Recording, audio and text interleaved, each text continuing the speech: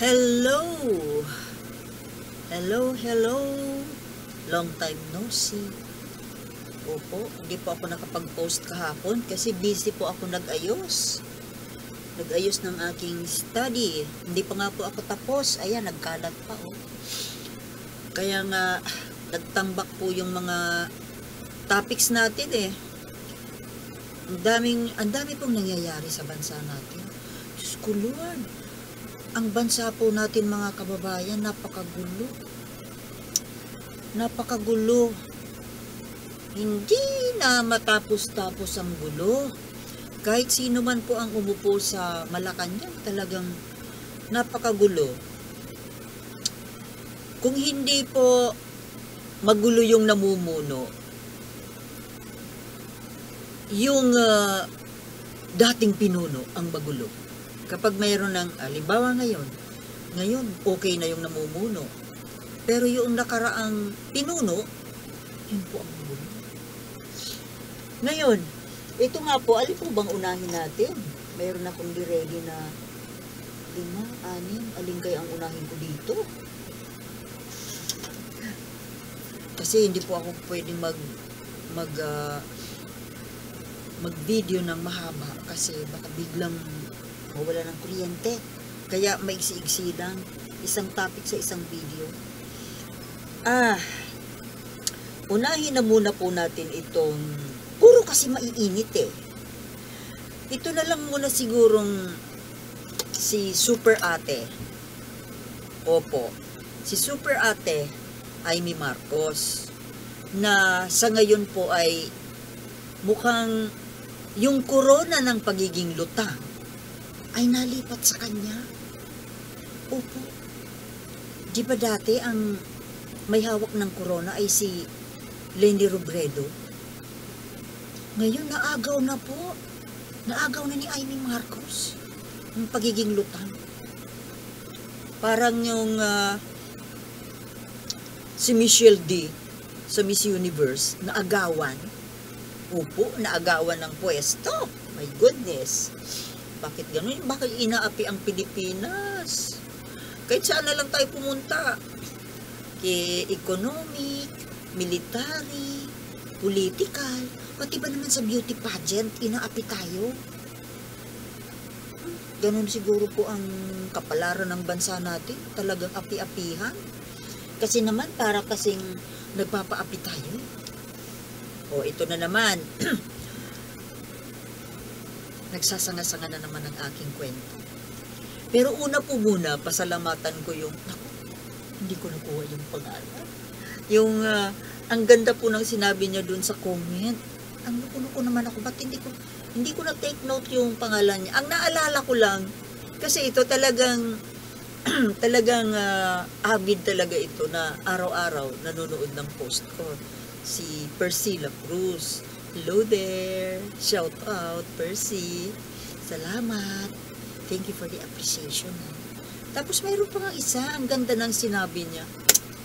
Mamaya. Di bale, mamaya sa susunod na video, isa-shout out kita, ha? So, balik tayo dito kay Lutang Amy. Diyos ko po mga kabayan, ako po'y talagang nangihinayang po ako kay Super Ate Amy Marcos. Dati gustong-gusto ko siya. Kasi nga po, nakikita ko sa kanya yung, alam ko na siya yung tinrain talaga ni Apo Lakay na maging successor niya. Kasi nga ito po si BBM nung bata pa, medyo happy-go-lucky. So siguro hindi siya nakitaan ni Apo Lakay ng potensyal na maging successor niya. Kasi parang si ate ang tinrain. Pero ito po, alam ko naman na matalino, okay si Amy, na marami siyang natutunan kay Apo Lakay. At sa totoo lang po, siya po yung napipisil ko na maging susunod na Pangulo 2028. Hindi si Sara. No. Well, si Martin Romualdez before, hindi pa yan wala pa sa radar ng presidentiable. Si Amy talaga, yun ang nakikita kong pwedeng pumalit. Pero ito ngayon, ay, sorry, umano tuloy yung lalamunan ko. Pag ako kumakain ng pinya, nangangati ang, sorry po, wala akong ginoiser. Ito nga po, paano ko nasabing lutang si Amy ngayon? Ito nga po kasi, matagal na siguro ko naman po, aware siya na maraming vloggers at netizens ang may negative comment sa kanya tungkol sa mga kinikilos niya sa ngayon na kakaiba. Pero tuloy-tuloy pa rin siya. Parang, alam niyang tingin ko sa kanya, para siyang na-hypnotize. Para siyang nakukulam. Nakulam ba siya ni Duterte? Alam niyo, kasi, tuloy, dismayado ako sa, hindi lang dismayado, kundi, malapit na akong masuklam po sa kanya. Kay Amy Marcos. Disappointed ako sa kanya, no? Na ayaw ko na sa kanya. Kung nakikita ko na ganyan talaga ang stand niya sa buhay at sa political stand, ay, hindi ko na siya ikakampanya at hindi ko na talaga siya iboboto. Ikakampanya ko pa siya na huwag siyang iboto. Kasi bakit? Unang-una, ang pinakamalaking issue ko po kay Amy Marcos ay itong pagiging pro-China niya. Yung wala siyang concern, wala siyang pakialam pagdating sa issue ng West Philippine Sea. Pro-China nga eh. At ngayon na naman, syempre, pag pro-China, pro-Duterte yan. Pag pro-Duterte, pro-China. It goes hand in hand. So ito nga, yung tungkol nga po kasi sa ICC, galit na galit po siya. Dahil nga, itong, mayroon ng 3 resolutions, magkakaibang resolutions na same ang objective. Na iba-ibang congressmen po ang nag-file. Yung tungkol nga po sa i-encourage ng Kongreso sa BBM administration na papasukin na ang ICC at mag-imbestiga na tungkol po dito sa kaso ni Duterte, tungkol sa EJK nga po. Ngayon, galit na galit po itong si Senator Amy Marcos na may sinabi pa po siya na nakakahiya daw ang Pilipinas dahil sa ditong gagawin natin na papapasukin ng ICC. Hello, Amy Marcos. Ano ang nakakahiya na ipaglaban ang karapatang pantao? Hindi kaya't mas nakakahiya kung hahayaan natin na hindi matuloy ang investigasyon ng ICC at hindi maparusahan itong mga Duterte dahil sa mga pinatay nila dahil sa drug war. Yung extrajudicial killing, alam mo, Amy Marcos, ikaw ang nakakahiya. Alam mo kung bakit? Nakakahiya yung stand mo na nagagalit ka sa mga kongresista na kung bakit hahayaang pumasok ang ICC, na kesyo mayroon naman tayong functioning judicial system. Hello? Functioning nga ba? Para ka namang ano ka ba? Taga Pilipinas ka ba o taga ibang planeta? Wala kang kaalam-alam sa mga nangyayari sa paligid. Walang hustisya dito sa Pilipinas. Wala. Ang hustisya dito is misguided, misdone.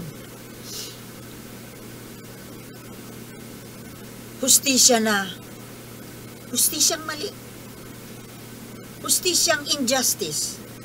Hustisyang mali kasi para lang sa mga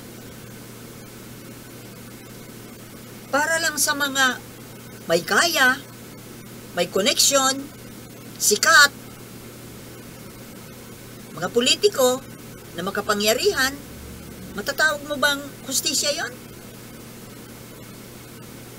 Ang totoong hustisya po kasi, mga kababayan, ay walang tinitingnan kung mahirap o mayaman. Di po ba? Ngayon, ang biktima po dito ay maliliit na tao, yung mga biktima ng EJK, na kagagawan nitong mga Duterte, na ngayon ipinagtatanggol ni Amy Marcos. Ano Amy Marcos? Bakit ganyan na lang katindi ang pagmamahal mo sa Duterte? What's in you? What's in the two of you? Intrigera. Intrigahin natin si Amy Marcos. Bakit ganun ka na lang kamahal mo? Bakit ganun na lang? Mali tuloy ang aking hindi kasi ako AI kaya mali-mali Bakit gano'n na lang? Diyan mo mahahalata pag tunay na tao ang gumagawa dahil mali-mali, imperfect. But just as what I've said, there is beauty in imperfection.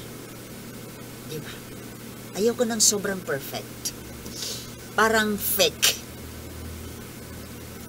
Hindi ko po maintindihan kay Amy Marcos kung bakit gano'n na lang katindi ang kapit niya, pagtatanggol niya sa mga Duterte. Hindi ba siya naniniwala na guilty ang mga ito? Excuse me, matalino ka namang tao. I don't believe na hindi mo alam ang totoong na mga nangyayari. Hindi mo ba alam yung totoong mga pinagagagawa ng mga yan? At kung alam mo, bakit ka kumakampi dyan? At tinatalikuran mo yung side ng mga biktima. Di ba mga kababayan? Anong klaseng mambabatas ka? Mataas na opisyal ng gobyerno, opisyal tuloy. Pag ako na-intense, nabubulol ako. Mataas na opisyal ng gobyerno, mambabatas at that. Pero, bias sa biktima ng human rights violation. Kumakampi sa berdugo na mamamatay tao. Yan po si Amy Marcos. Yan po ang ibig sabihin ng pagkontra sa pagpapasok ng ICC sa Pilipinas para mag-imbestiga at aristuhin yang pinakamamahal niya na si Duterte. Ano kaya, mga kababayan, dapat ito si Amy Marcos, magpalit na to ng apelido Dapat dito, hindi na Amy Marcos, Amy Duterte na. What's going on between the two of you? Parang may something Hello, Anilet. Baka pwedeng mag-loyalty check ka. Intrigera, no? Kidding aside. Intriga ko lang yun. Joke lang yun. Alam ko naman na loves ni Digsi Hanilet. Hindi ko po maintindihan kay Amy Marcos kung sa pagtatanaw pa ba ito ng utang na loob. Dahil ba sa kasunduan ninyo ni Sara, ng mga Duterte, ng Arroyo, na the idea of that unity team na hindi naman unity team, matimtim. Dahil ba sa pagtanaw ng utang na loob na ipinalibing si Apo Lakay sa libingin ng mga bayani? That's bullshit. Kapag po ang pinag-usapan ay karapatang pangtao, kisihoda. Porke pala ipinalibing yung tatay mo sa proper burial grounds, kakampihan mo na siya sa mga kademonyohang ginagawa niya. Lutang. Lutang ka talaga, Amy. Hindi kita maintindihan. Akala mo ba? Baka akala mo dyan sa ginagawa mong yan na pagkampi dyan sa mga kabalbalan ng Duterte. Akala mo magugusto pa sa'yo ang tao?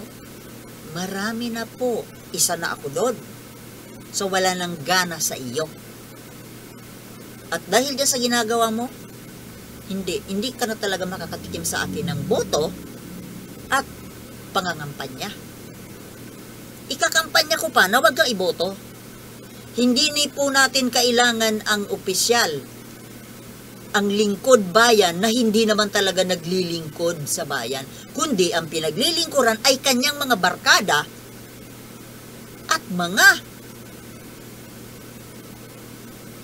kabalahibo. Diba? Tell me who your friends are and I will tell you who you are.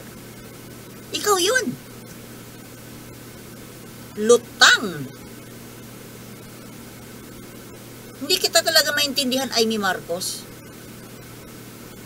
Isinisikwal mo. Ano alam mo yung ibig ng sikwal? Parang sinusumpa. Nagdidetach sa iyong kadugo na Marcos Romualdez at nakadikit ka dito sa mga demonyo. Diyan ka nakadikit. At sa totoo lang, ako talaga hindi na kita iboboto. Kasi, kitang-kita ang iyong pagka-pro-China. Pro-China.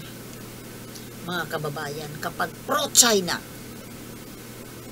dapat yan sa inidoro. Makataka. Amy Marcos, lutang. Lutang. Bueno, mga kababayan, ipopost ko na muna ito kasi baka bigla na namang mawala ang kuryente. Wala na naman ako maipost. Kaya, see you later, alligator. Bye.